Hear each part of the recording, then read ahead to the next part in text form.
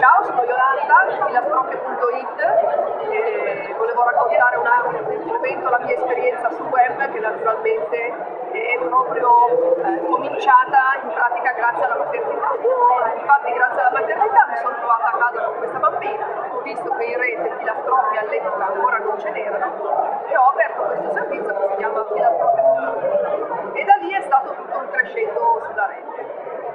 Infatti purtroppo con la maternità ho anche perso il lavoro, mi sono trovata a casa e quindi ho creato pian piano questo nuovo lavoro che all'inizio in realtà non era un vero e proprio lavoro, semplicemente smanettavo seguendo una passione e poi pian piano invece è cresciuto e mi ha dato grandi opportunità. Per quanto riguarda cosa può essere la rete per una mamma,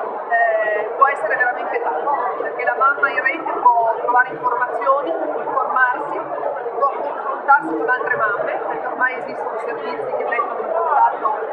le persone, come i social network per esempio, dove si creano proprio gruppi dedicati anche alla maternità. E in questo contesto le mamme si informano, si confrontano, si scambiano idee, eccetera. Può anche essere un modo per rimettersi in gioco a livello lavorativo, di fare vedere le proprie capacità,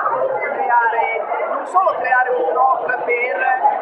trovare poi gli sponsor eventualmente eccetera, ma